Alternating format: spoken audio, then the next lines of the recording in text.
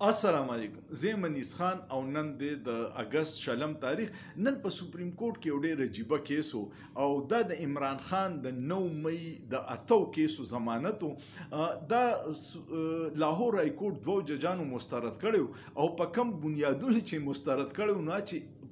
وکیل نه چې عام سړی مو ګوري نو خندا به ورځي چې د لاهور های کورټ د ججانو دا معیار څومره را پریوتي او کمې بانې پکې لیکلي دي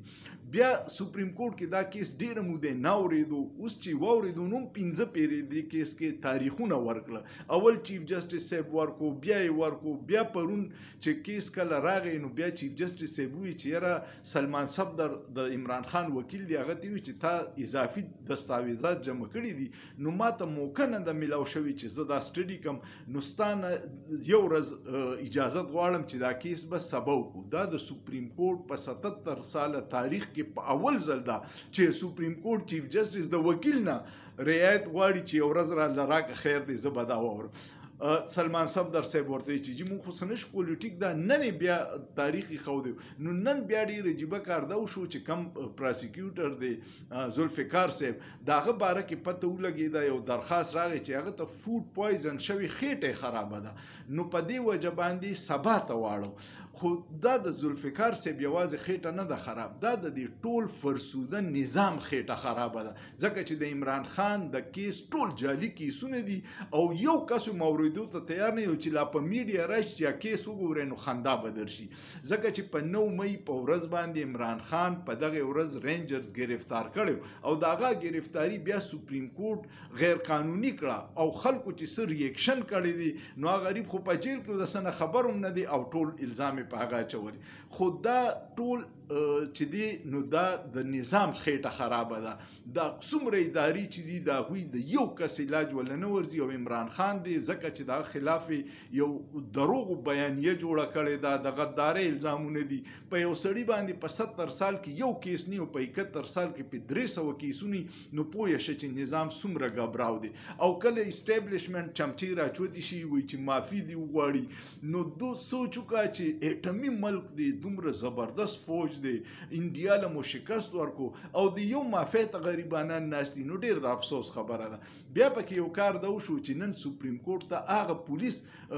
راغلی حسام چې کم د گواهی ورکړی وه چې د بنیګالا کې د عمران خان د میز نه لاندې زه پټ ناسوم او ما واورېدل چې عمران خان دا سازش کړی نو د هغه نه یو انکر تپوس وکړو چې یاره تا هغه سازش کړی نو انکاري شو چې یاره ما داسې گواهی نه ده ورکړی او عدالت چې څه فیصله کړې صحیح کړی او هغه دا وایي چې دا یو انتظام دی د انتظام لاندې موږ دا لګیا یو نو لکه ټول د جعلي طریقې سره ګواهان دي او هغه په خپله مني چې موږ ګواهي نه ده ورکړې نن هغه سپریم کورټ ته راغلی نو عدالتي نظام د 26 ترمیم نه پس خو هسې هم د خندا شوی دی عوامو ته اعتماد ورک شوی دی خو اسټابلیشمنټ چې څومره اقدامات کوي د عمران خان خلاف نو هغه کې ورځ ورځه د ادارو عزت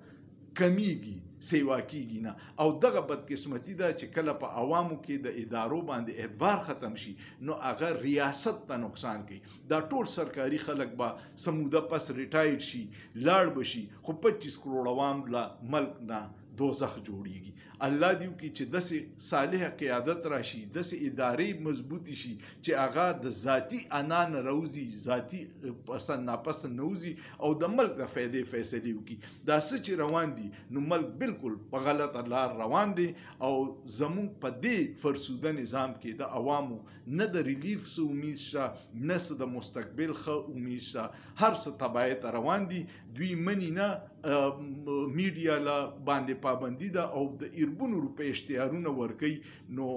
یو ورځ خو به ریښه مخې له راځي او خلک وایي چې شپه هر څومره تکه توره تیاره شي خو سحر ته نشي روکولی لازما به سحر کیږي انشاءالله ویډیو کو مو خوښه شوه کمنټ وکړئ لایک یې کړئ شیر یې کړئ او سوچ پې وکړئ په سوچ کې څه ګناه نشته